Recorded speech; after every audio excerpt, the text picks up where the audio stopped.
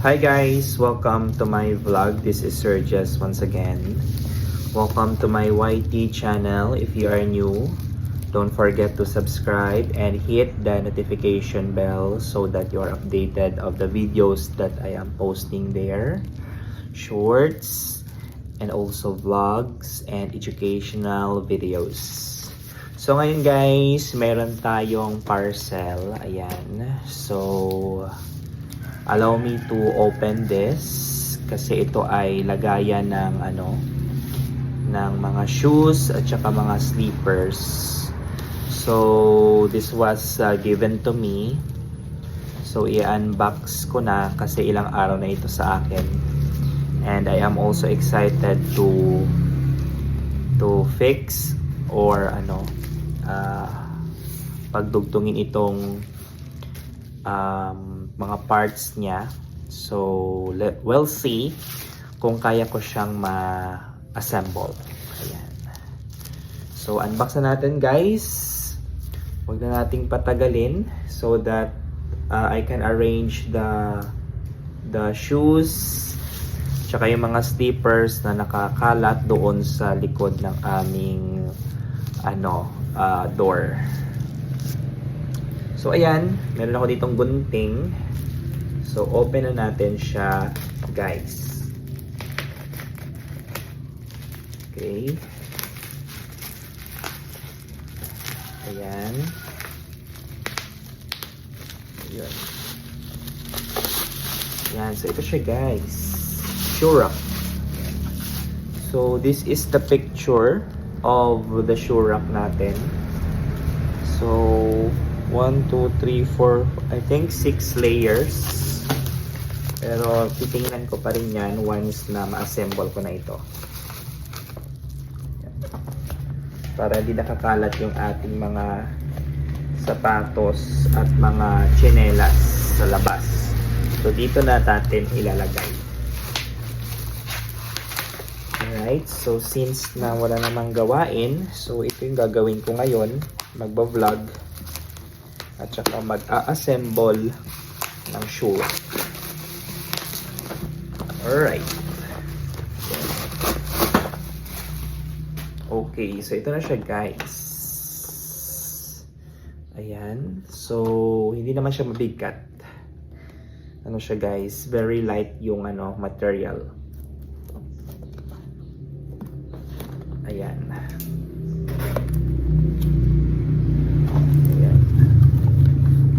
So ito na guys, yung mga laman niya. Ayan. So marami-rami din to mga guys. Okay. So ito yung mga rod. Yung mga rod niya. Mga tube. 3, 4, 5,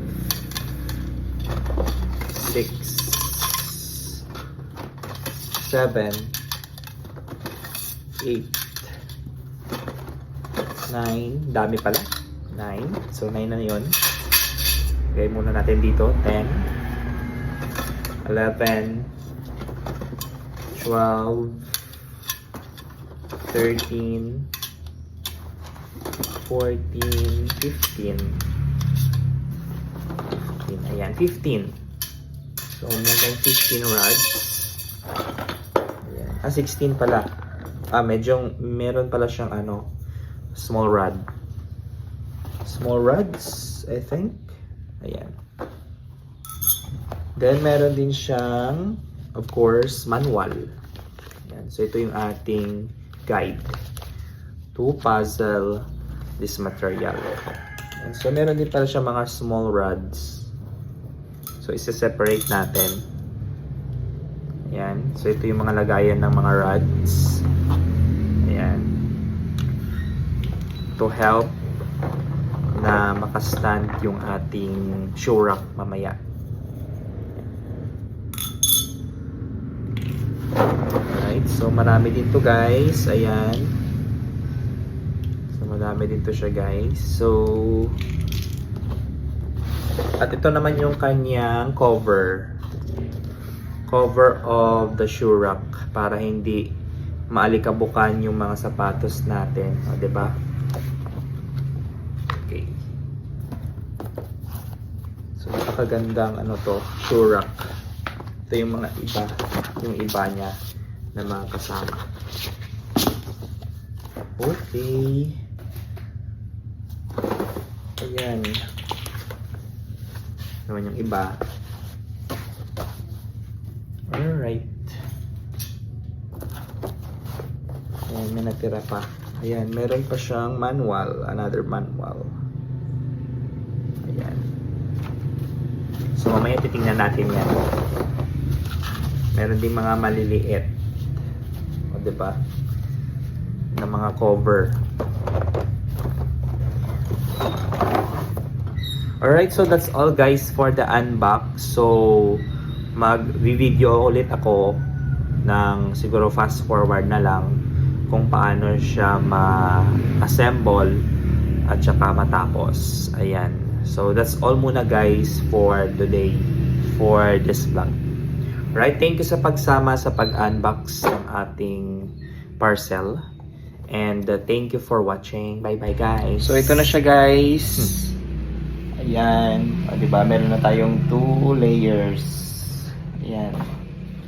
So, dito naman guys. So, ayan. So, ito pa yung mga materials. Di pa natapos. At least, merong update. Ayan. So, I'll continue my work pa mga guys para matapos na to. So, ayun na guys. At natapos ko ng i-assemble itong shoe rack. So, ipapakita ko na sa inyo yung kinalabasan ng aking pagpapuzzle, pagdugtong nitong mga parts niya. So, ito guys. Ayan. O, diba guys? So, ito na yan. Ito na yun. O, diba? Meron na siyang, cover. So, ito yung shoe rack natin guys. So, pwede kong ilagay dito yung mga shoes ko at saka yung mga tsinelas. Ayan. So, for the view guys, ayan. So, tingnan nyo lang maigi. Ayan. So, that's all guys for my vlog. So, nakakapawis. And also, you need to think also kung saan mo nilagay yung mga parts. Sa mga holes, at saka sa mga gilid, at saka yung mga kilid niya guys, dapat merong tela na cover. Ayan. So, that's all guys for my vlog. And I'll see you on my next vlogs and educational videos. Bye-bye guys. Thank you.